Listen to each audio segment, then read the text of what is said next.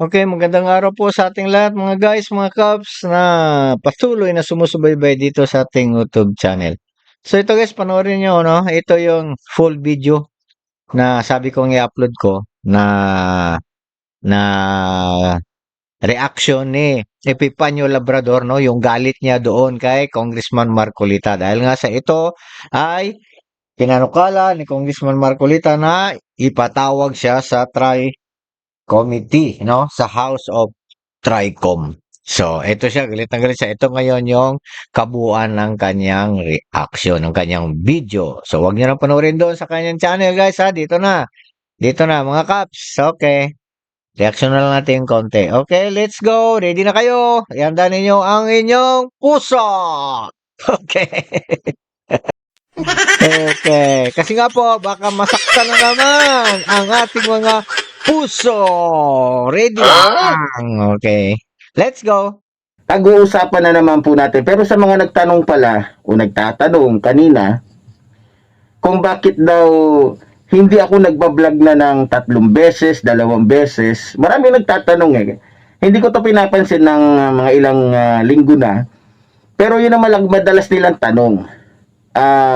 Meron siyang Para pakulo. po sa inyong mga kalaman, mga kababayan, para po hindi po kayo magtaka, o sa mga hindi kakaalam, busy po kasi ako ngayon. Yan. Dahil tulad doon ng sinabi ko, ako po ay may business din naman. Wow. No, hindi lang po tayo nakapokus sa tawag nito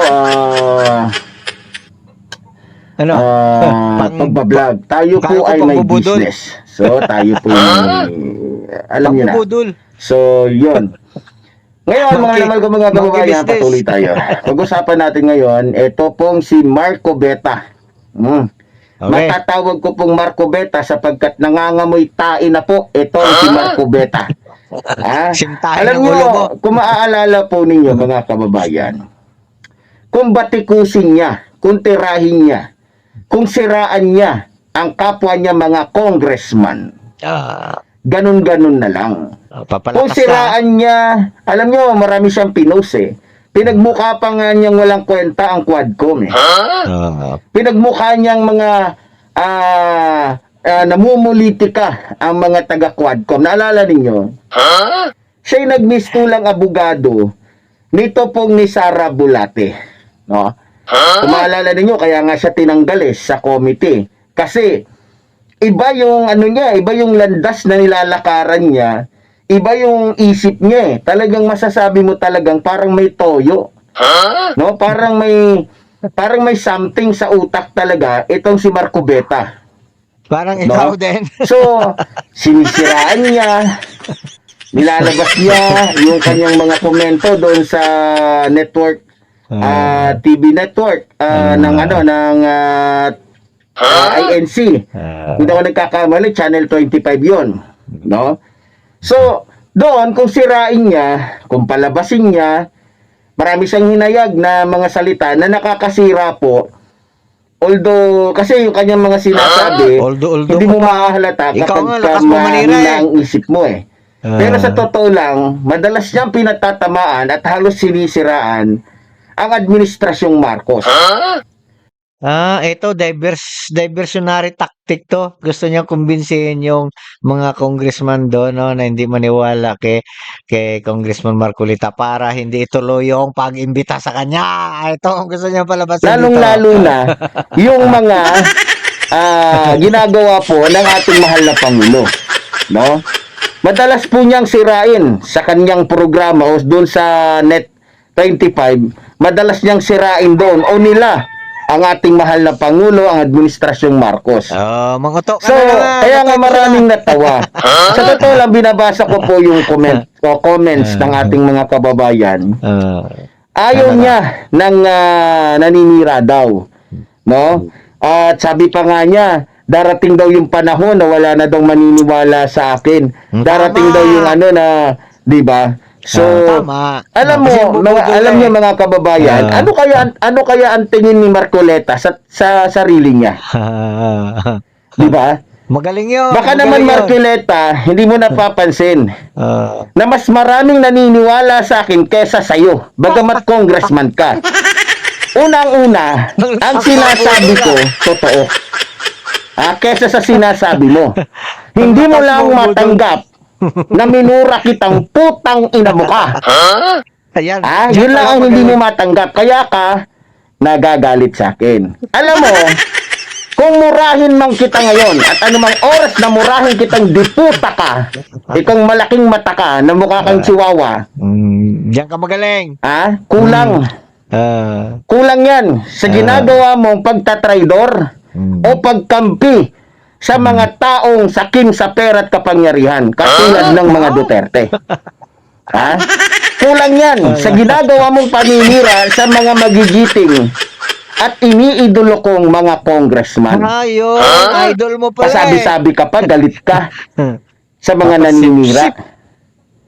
Pasipsip. Bakit hindi mo nagawang ipatawag Sino? si Paulo Duterte, Anong si kasalanan Baste na nagmura, Anong sabing mahal na Pangulo? Bakit hindi mo ni-request?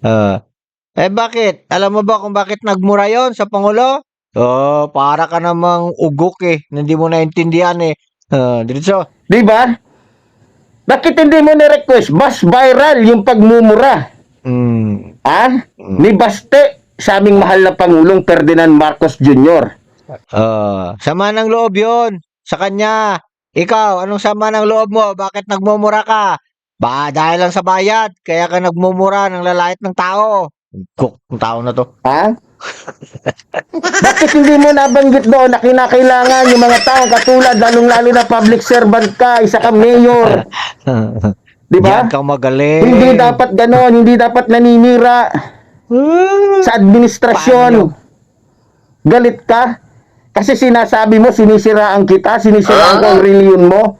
Siraulo ka pala Bago pa man ako nagsalita at nagsabing kulto ang reliyon mo. Marami nang nauna sa akin. Isa na dyan yung mga nagiging kadibati ninyo. Naging yung reliyon ni Brother Eli na yun, dating daan. Kung di ako nagkakamali. Idol mo. Ano ba yung ano nila? Idol mo nga, si Elia. Church of God pala, sorry. Church of God International. Yan, yung pala yung kanilang pangalan ng ano nila, no? Bago pa man ako, marami ng tao.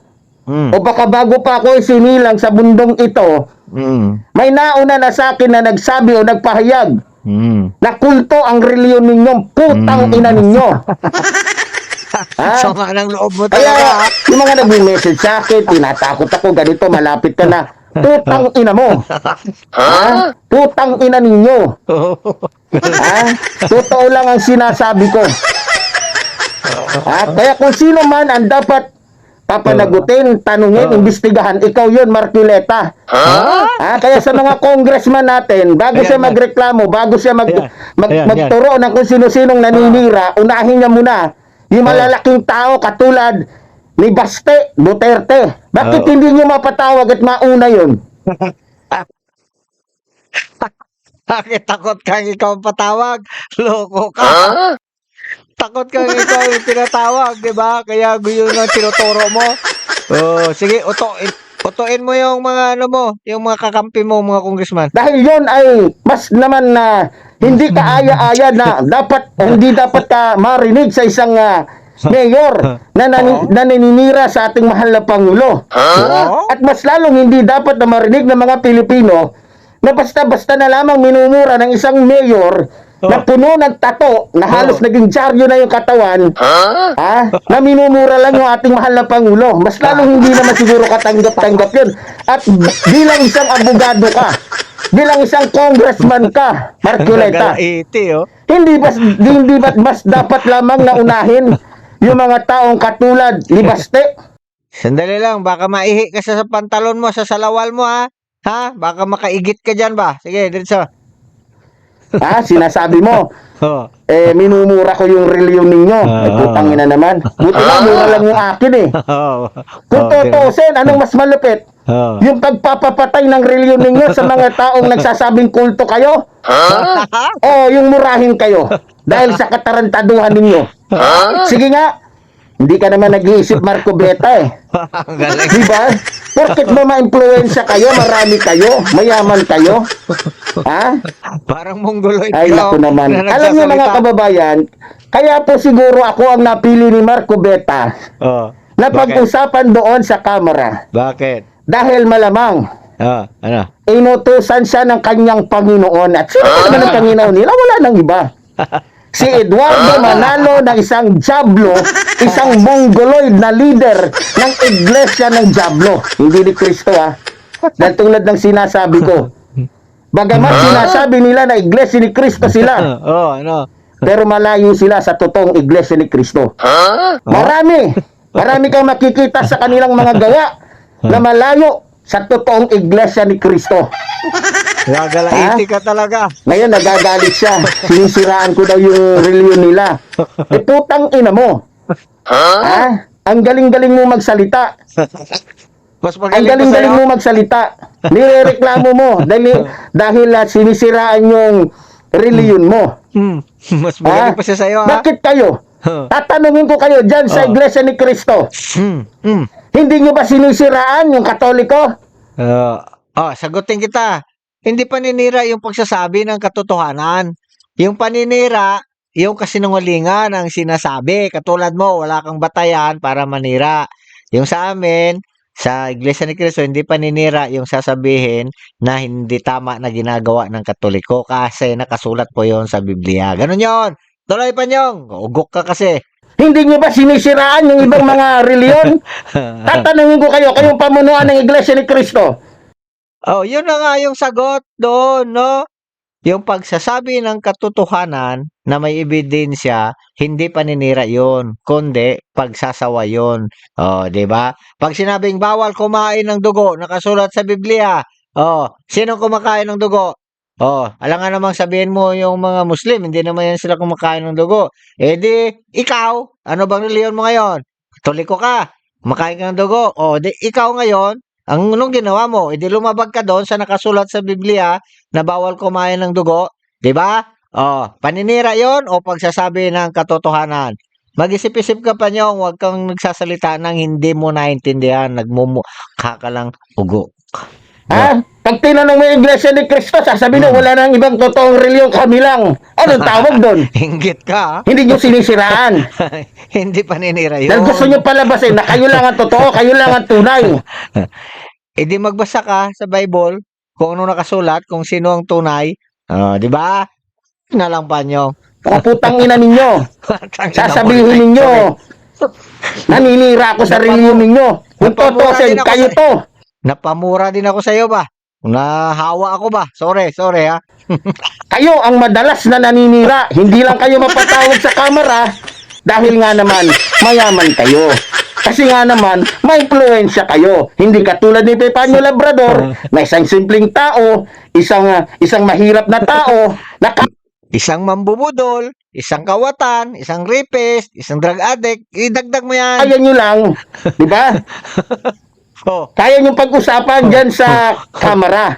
Sa atin namang mga mambabatas. Ayan. Huwag niyong kalimutan Sige nga.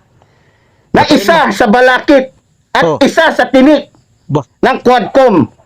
Isa sa pumipigil at pumukontra sa inyo.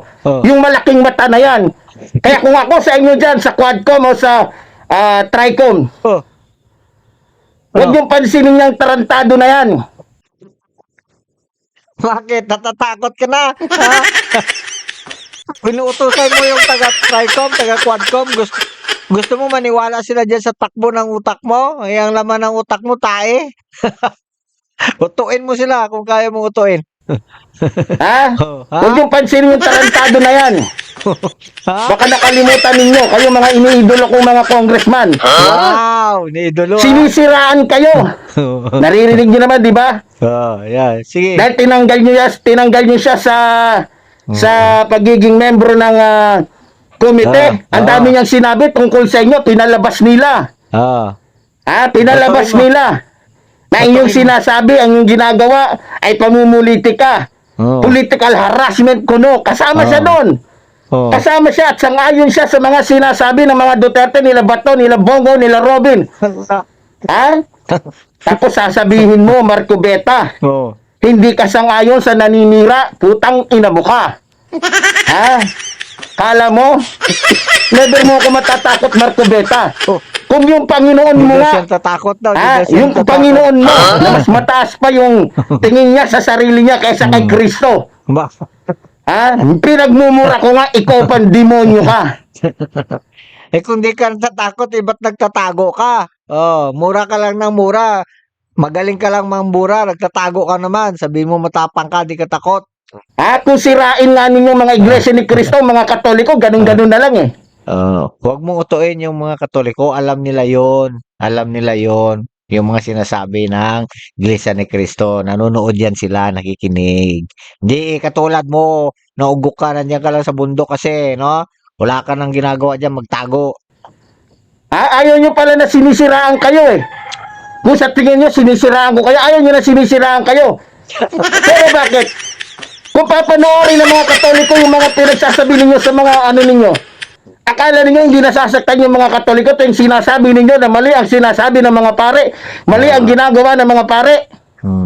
Alam na nila yon. Alam na nila yon, Panyong. Huwag mo na silang sermonan. Wala kang karapatang mag-sermon sa mga pare. Di ba? Nandiyan ka lang eh, mamamatay tao ka lang eh, kriminal ka lang, addict ka lang, rapist ka pa. Okay? Utang ina naman ninyo. Lamuntik na ako Di ba? mapamura uli sa'yo. Masakit bang magantihan? Masakit ba kapag bumabalik sa inyo yung ginagawa ninyo? Oh? May kasabihan tayo. Kung ano tinanim mo, siyang aanihin mo. Oh, yan. Kaya pinatawag ka na sa TRICOM para may aanihin ka na. Yan. Pag may kasabihan, may tinanim, may anihin. Ayan na, nasabi mo. Ha? Ah. Kaya kung ano ang ginawa ninyo Mm. sa mga taong pinapatay ninyo, lalong-lalo na sa pamunuan ng Iglesia ni Manalo, lahat ng pinapatay ninyo, sisingilin din nga sa inyo ng tunay na Diyos. Yan ngayon. Yung isa mong patutunayan doon pag pinatawag ka sa tri-committee. Kaya huwag kang mawawala. Huwag kang umabsent, ha? Okay. Sisingilin sa inyo yan ng batas. Kung si Duterte nga hindi nakaligtas sa batas, ikaw pa, Eduardo Manalo. Ha? Pareho lang talaga kayo ni Kibuloy. Tingnan nyo, paano ko nasabi? Abay, magkasundo ngayon. Yung KLGC, pati yung INC. Ba't naman kasi hindi magkakasundo? Hindi nakataka-taka. Parehong jablo, parehong siraulo, parehong mamamatay tao, yung leader ng bawat trilyon na yan. Kaya hindi nakakataka. Kasi Marcoleta, nakikisa, sumasama sa mga taong sakin sa pera at kapangyarihan. Sumasama sa isang mapagpanggap na Diyos na katulad ni Kibulok. Diba? Marco Beta naman. Huwag mong gamitin ang kapangyarihan mo para sa isang taong maliit. Para sa isang taong walang kalaban-laban sa putang ina mo ka. Ay, sarap ang mura. Galit ka? Sasabihin mo ganito, ganyan. Kaya kita minumura, unang-una, marami ako naririnig tungkol sa hindi puta ka. Sa pagiging congressman mo, wala kang nagawa. Wala kang nagawa. Ang dami nagrereklamo sa'yo na nakakarating sa akin dito. Bo? Maraming nakakarating sa akin at maraming sumusuporta sa akin at maraming tumatawag sa akin. Kaya alam ko kung ano at sino kang putang ina mo ka. Ang galing. Mga aso. Kaya kahit paanong gawin mo, Marco Beta, huwag mo kong takutin. Takot ka pala, ha? Takot ka. Dinadaan-daan mo sa ganyan, ganito, ganyan, para maging, ay nako, style ninyo mga mayayaman, style ninyo mga mapipera, style ninyo mga ma-influensya. Pag maliit na tao, pag kayang-kaya ninyo, gusto ninyo, ipakulong agad, gusto ninyo, ipapatay agad. Ganyan kayo mga mayayaman, ganyan kayo mga ma-influensya. Dapat ka naman kasing makulong eh. Kasi salot ka sa lipunan, di ba? Kaya dapat ka lang makulong. Ganyan Okay. kayo mga nakapwesto. Di ba? Pero hindi natin nilalahat. Dahil tulad ng sinasabi ko, Ayan. ako ay kaisa Ayan. ng mga magigiting na congressman dyan. Katulad ni Congressman Abate, Congressman Ako, Dan Fernandez, Bo? at sino pa ba? Paduano. Yan yung mga iniidolo natin eh. Idol mo At yung mga payag sila. kababaihan dyan ng mga congressman. Ang tanong dyan, payag ka kaya sila na idolin mo sila? Ayaw nilang maging idol ng isang taong katulad mo. Masisira buhay nila, masisira yung reputasyon nila pag ikaw ang magiging idol nila. Idol nila kasi walang kwentang tao. Congresswoman Castro, O at yan, yan. marami pang iba. Oo. Yan, Di dapat ba? yun. So, Yun, ganun pa pwede yun. man, kung sino Ano? man ang dapat tanungin tungkol sa kanyang paninira, dapat ikaw yun, Marculeta, hindi ako. Ha? Dapat ikaw ang tanungin. Oh, Marculeta, akala ko ba wala kang tiwala sa mga, hindi ka naniniwala sa kakayahan ng mga congressman? Ayan, Katulad ni Marculeta, katulad ni Paduano. Oh, ba't Idol ngayon mo, lumalapit ka Idol mo yan, Paduano. para isumbong si Epifanio Labrador? Akala ko ba, Marculeta, walang kwenta yung mga congressman na kasama mo dyan? O ba't ngayon nandiyan ka? Hearing yun, hearing ng mga fake news na katulad mo. O wag mo silang pangaralan, wag mong turuan yung mga congressman doon, di ka na pakikinggan. No, magmura ka lang diyan, gusto mo. Kasi inutusan ka ng amo mong demonyo. Inutusan ka ng hari ninyo. Isa lang masasabi ko sa hari mo, Marculeta. Sabihin mo sa Oh, ano na naman yung sasabihin mo na yan, ha? Oh, kanya, putang ina niya. Sabi ko Tarantado siya. Yan ang sabihin mo sa kanya para Sabi ko magtanda na. siya. Aba. At huwag na ipagmalaki sa akin na mayaman siya, may influensya siya, marami siyang member na NBI, marami siyang member na pulis, sundalo, etc. Kahit pa lahat ng demonyo. Doon sa imperno, utusan niya, gamitin niya, Oh, di ka para natakot. ipapatay ako, hindi ako natatakot. Dahil unang-una, may kamay, may paa, may tenga, may mata ko.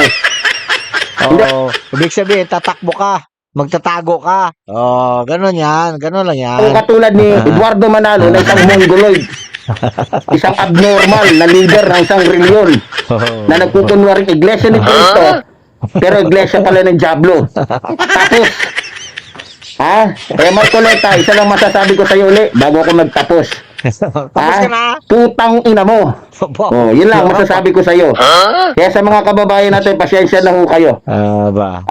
Oh, yan po guys, yung mga kabuuan ng ano niya, no, ng video niya, ni Epifanio Labrador. So, tingnan nyo guys, kung hindi ko nalagyan ng mga effect kasi yan at sinasagot, pag makikinig kayo dyan, nako, masasaktan ang inyong damdamin, no? Kasi, ganyan talaga ang style niya, no? Napakahusay magmura, no? Grabe mag-divert, no? Sipin mo, yung parang binabaliktad niya ba, gusto niyang kunin yung loob ng mga doon sa House of Tri-Committee, no? Kasi plano niya, parang gusto niyang ano ba, impluwensyahan yung isip nila doon ba na hindi na ituloy yung pagpatawag sa kanya. Pero hindi makikinig yun, no? Yung mga tao sa'yo, panyong, no? Yung style mo, bulok. Ikaw lang naniniwala sa mga sinasabi mo. Hindi mo na mauto yung taong bayan ngayon. Okay. Salamat mga guys sa inyong patuloy na panonood. Okay, shout out tayo sa ah kay Justin Navarro nag-comment dito sa atin, no? Okay, so ito pa ah si Maria Teresa Amemetra 8661. Okay, ito yung mga updated na nag-comment dito sa ating YouTube channel. So, magandang hapon po sa inyong lahat, no? Lalo diyan sa Pangasinan, no? Sa San Carlos City, mga kapatid diyan. At saka diyan sa Digos, Davao City, sa Sok Sargin, okay? Diyan sa Sultan Kudarat, at diyan din sa parting Luzon, sa may Cavite, at doon sa Nueva Ecija. Okay, saan na ganyan? Sa lugar nila ng mahal nating Pangulo, sa Ilocos Norte. Okay. May mga kamag-anak tayo dyan sa Ilocos Norte, ang bayan ng ating Pangulong Marcos. Okay. So, sino pa? Sino pang pwede nating i-shout out dyan, ha? Tingnan natin, ha? Ohoy. Oy, wala na ako makitang ano. Pwede nating ma-shout out. Sino pa ba? Okay, so yun na guys. Ingat po tayong lahat. Maraming salamat po. Nobs Vlogs, kakampi nyo sa katwiran.